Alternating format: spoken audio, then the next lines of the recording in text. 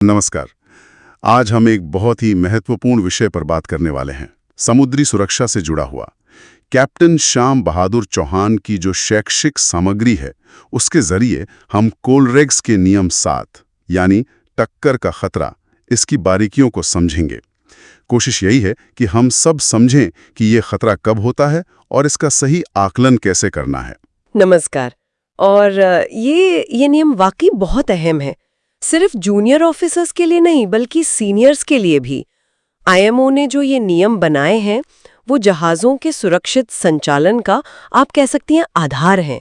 Captain Chauhan के notes भी इसी प्रैक्टिकल बात पर जोर देते हैं। अच्छा, तो चलिए शुरू करते हैं। नियम 7A कहता है कि हर जहाज को टक्कर का खतरा है या नहीं, इसका पता लगाने के लिए उपलब्ध सभी साधनों का इस्तेमाल करना चाहिए। मतलब अच्छी नजर रखना, जिसे लुकआउट कहते हैं, रडार, AIS और कंपस बियरिंग। और यहाँ कैप्टन चौहान एक बहुत पुरानी लेकिन अक्सर नजरअंदाज होने वाली बात बताते हैं। अगर दूसरे जहाज की कंपस बियरिंग बदल नहीं रही है तो खतरा है। सुनने में तो काफी सीधा लगता है ना? हाँ, सुनने में सीधा लगता है, लेकिन असल समुद्री हालात में जब बहुत कुछ चल रहा हो, इस एक बुनियादी चीज पर नजर रखना कभी कभी मुश्किल हो जाता है। कैप्टन चौहान इसी पर जोर देते हैं कि ये एक रेड फ्लैग है, इसे अनदेखा बिल्कुल नहीं करना चाहिए। और फिर नियम 7B आता है जो रडार के सही इस्तेमाल पर जोर देता है। रडार का सही इस्तेमाल मतलब सिर्फ रडार ऑन रखना काफी नहीं है, उसे सही रेंज स्केल पर इस्तेमाल करना, लक्ष्यों की ट्रैकिंग करना, हो सके तो आरपा का इस्तेमाल करना, ये देखना कि क्या कोई टारगेट लगातार एक ही बैरिंग पर आपकी तरफ बढ़ रहा है और दूरी कम हो रही है। ये खतरे का बहुत साफ संकेत है। ये तो तकनीक की बात हुई, लेकिन कैप्टन चौहान अपनी सामग्री में शायद नियम 7C के हवाले से एक चेतावनी भी देते हैं कि सिर्फ स्क्रीन पर जो दिख रहा है उस पर आंख बंद करके भरोसा नहीं करना चाहिए। या ये धारणाओं वाली बात है? बिल्कुल बिल्कुल, धारणाएं बहुत खतरनाक हो सकती हैं।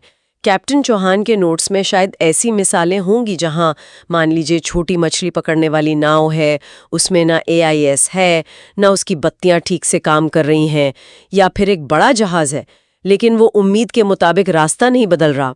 तो यहाँ ये सोच लेना कि अरे वो हट जाएगा या सब ठीक है, ये बहुत खतरनाक हो सकता है। आपको जो दिख रहा है और जो आपके उपकरण बता रहे हैं, उन सबको मिलाकर एक पूरी तस्वीर बनानी होगी। अच्छा, और फिर मौसम भी तो बदलता है। नियम 7D सीमित दृश्यता की बात करता है, जैसे कोहरा या भारी बारिश। कैप्टन चौहान की सामग्री में इसके बारे में क्या कहा गया है? ऐसे में खतरा कैसे बढ़ जाता है? हाँ, निश्चित रूप से। जब आप साफ देख नहीं सकते तो आपकी निर्भरता रडार और सुनने की क्षमता पर बहुत बढ़ जाती है। कैप्टन चौहान के मुताबिक ऐसी स्थिति में नियम 6 यानी सुरक्षित गति का पालन करना और भी ज्यादा जरूरी हो जाता है। गति धीमी करनी पड़ती है और रडार का इस्तेमाल ज्यादा बारीकी से करना होता है।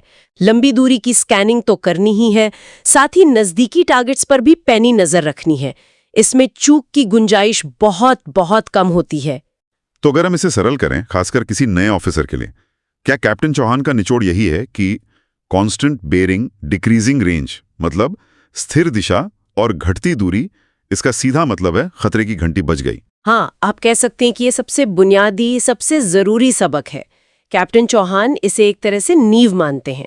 और फिर जो अनुभवी अधिकारी हैं उनके लिए इसमें और पढ़ते जुड़ जाती हैं, जैसे CPA यानी क्लोजेस्ट पॉइंट ऑफ अप्रोच और TCPA यानी टाइम टू CPA का विश्लेषण करना।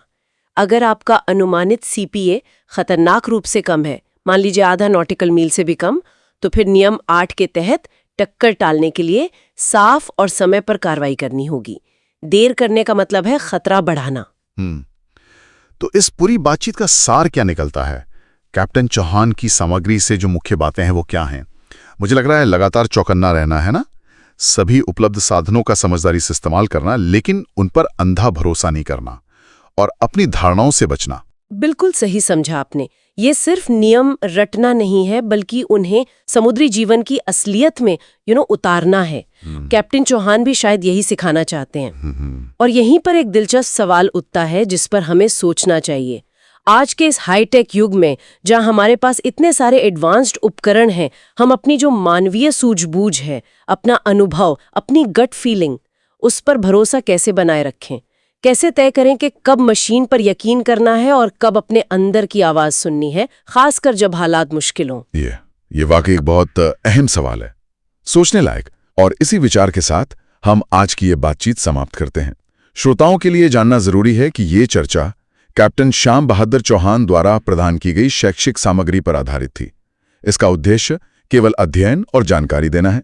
हमेशा सटीक और आधिकारिक मार्गदर्शन के लिए कृपया आईएमओ के प्रकाशनों और अपनी कंपनी की जो गाइडलाइंस और नीतियां हैं उनका ही पालन करें। धन्यवाद।